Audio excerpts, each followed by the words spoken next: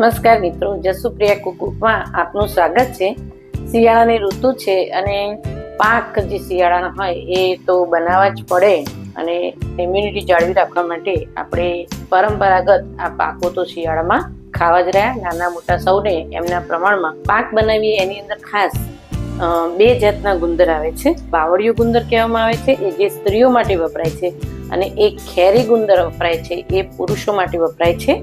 તો આપણે આજે હું બાવળિયા ગુંદરનો ઉપયોગ કરી અને પાક બનાવીશ। તો ચાલો આપણે બનાવીએ આજે ગુંદર પાક, અને એની અંદર હું થોડો મીઠનો પણ ઉપયોગ કરીશ। તો મિત્રો, આપણે જે ગુંદર પાક બનાવીએ છીએ એની અંદર મેઇન ગુંદર મેં અહીંયા 300 ગ્રામ બાવળિયો ગુંદર લીધો છે, અને એને દળી અને પછી પાછું મેં ચાળી લીધો છે। કારણ કે બાવળના ગુંદરની અંદર ક્યાંક ક્યાંક જે વૃક્ષ હોય જે બાવળનું, એનું પણ ભૂકો અંદર આવતો હોય છે, તો એને ચાળવો ખૂબ જરૂરી છે। અહીંયા મેં એના બેઝ માટે અહીંયા ઘઉંનો કકરો અને રોટલીનો એ મિક્સ કરી અને મેં 250 લોટ લીધો છે। અહીંયા મેં ટોપરાનું છીણ, પણ જે બજારમાં તૈયાર મળે છે એ નહીં, પણ જે કાચલી આવે છે એ લઈ અને છીણી નાખ્યું છે। એનો સ્વાદ ખૂબ જ સરસ હોય છે। અને બીજું કે જ્યારે કાચલી આપણે છીણીએ છીએ એની અંદર તેલ અંદર રહેલું હોય છે, જ્યારે બહારથી આપણે જે કોપરાની છીણ લાવીએ છીએ એની અંદર તેલ હોતું નથી, ફક્ત સૂકું જ હોય છે। અહીંયા બદામ મેં લીધી છે 300 ગ્રામ, એને પણ મેં અધકચરો ભૂકો કર્યો છે। અને અહીંયા કાજુ પણ લીધા છે 100 ગ્રામ, એનો પણ અધકચરો ભૂકો કર્યો છે। અહીંયા ખસખસ લીધી છે મેં 100 ગ્રામ, એને પણ મેં મિક્સરમાં ક્રશ કરી દીધી છે। અહીંયા બે જાતના મેં સીડ્સ લીધા છે, એક પમ્પકિનનો સીડ્સ છે અને જે અહીંયા વોટરમેલનના જે છે એ બંને થઈને 100 ગ્રામ છે।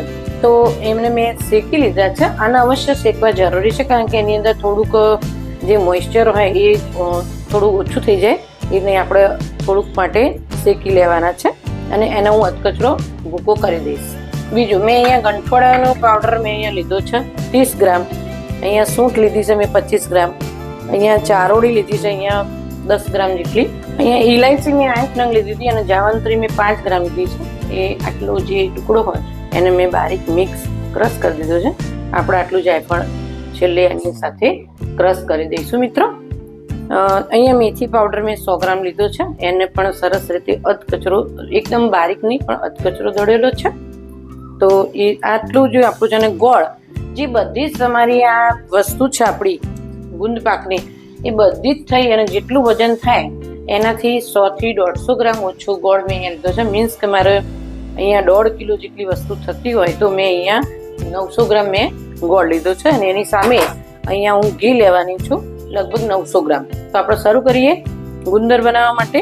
તો મિત્રો, અહીંયા મોટું જ વાસણ લેવાનું છે આપણે, કારણ કે એનું સરસ રીતે આપણને શેકવા માટે મોટું વાસણ ખૂબ જ જરૂરી છે, અને આપણને ફાવે પણ ખરું। હું અહીંયા ઘી લઈશ। ઘી મેં ગાયનો જ ઉપયોગ કર્યો છે। અહીંયા ધીરે ધીરે ઘી આપણે અંદર એડ કરવાનું છે, અને 900 ગ્રામ જેવું ઘીનો ઉપયોગ આપણે અહીંયા થશે। તો અહીંયા હું લગભગ 250-300 ગ્રામ જેટલું ઘી હું અહીંયા એડ કરી દઈશ।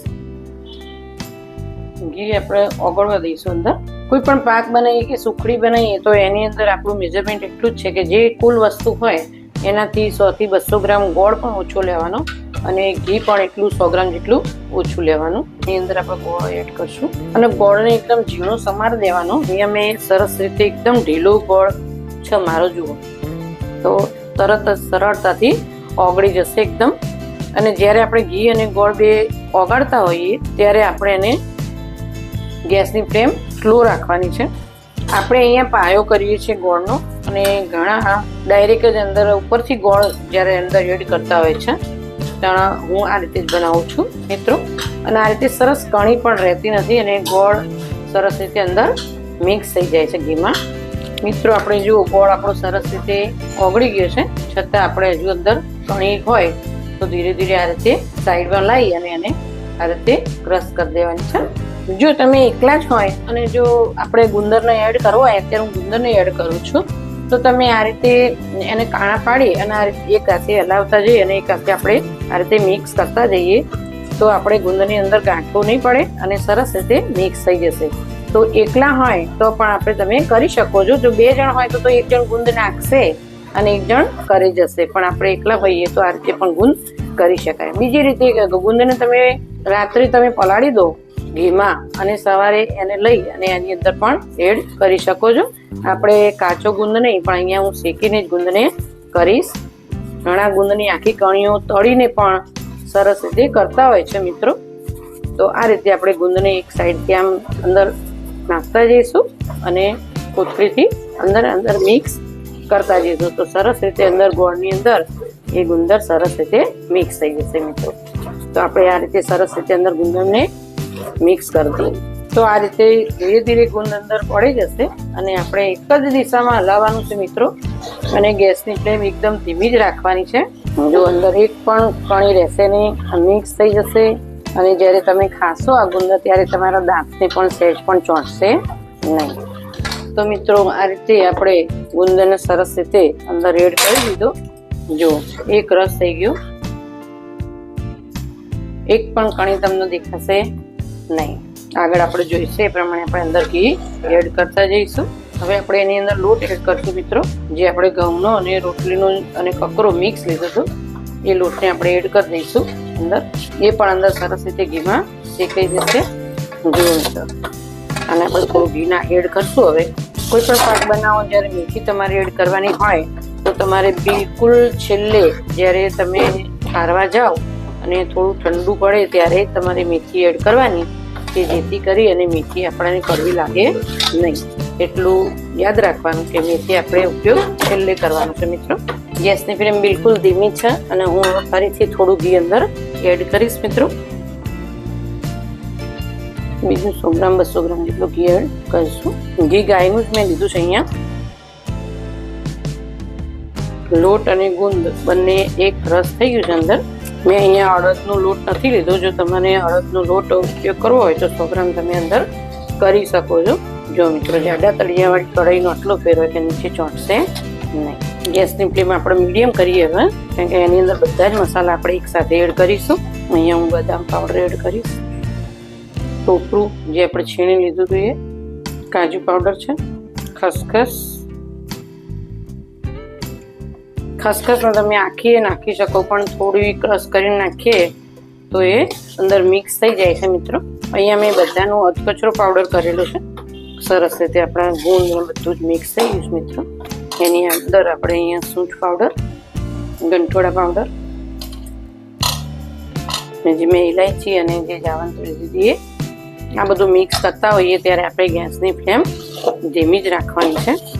આના તમે લાડુ વાળવા હોય તો પણ વાળી શકો અને આપણે થાળીમાં કે મોટા વાસણમાં ઠારી અને એના પીસ પણ પાડી શકો મિત્રો. ખૂબ જ આપણું સ્વાસ્થ્યવર્ધક છે પાક. એની અંદર બધા જ વસાણ આવ્યા છે. આની અંદર તમે અશ્વગંધાનો પાવડર પણ એડ કરી શકો, કાળી મૂછળી અને ધોળી મૂછળી પણ 10-10 ગ્રામ એડ કરી શકો. બધા જ મસાલા આપણા સરસ રીતે એડ થઈ ગયા મિત્રો. જુઓ, ઘી આપણું છૂટું પડી જશે. હવે અહીંયા આપણે ઘીની જરૂર દેખાતી નથી. ઘી છૂટું પડી ગયું છે. જુઓ, સાઈડમાંથી ઘી અહીંયા દેખાઈ જ આવે છે. અહીંયા એની અંદર આપણે થોડું જાયફળ છીણી દઈશું. આપણે એની અંદર મેથી એડ કરી દઈશું, મેથી પાવડર. અને ગેસની ફ્લેમ બંધ કરી દીધી છે મિત્રો. મેં ગેસની ફ્લેમ બંધ કરીને પછી જ મેથી એડ કરશું આપણે અહીંયા, એટલે જેથી કરી અને કડવાશ થાય નહીં. સરસ રીતે મિક્સ થઈ ગયું છે આપણું.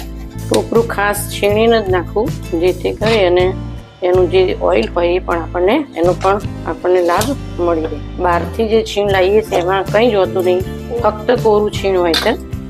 તો મિત્રો મિક્સ થઈ ગયું છે આપણું અને આપણે અહીંયા થાળીમાં ઠંડુ કરી દઈએ. તો આપણે આ રીતે એને બહાર નીકાળી દઈશું અને આપણે એને ઠારી દઈશું મિત્રો. આ રીતે આપણે એને કાપા પાડી દઈશું. જુઓ, અને 30 મિનિટ માટે આપણે એને રવા દઈશું, જેથી કરી અને સરસ રીતે ઘી છે જે આપણું એ ઠરી જશે.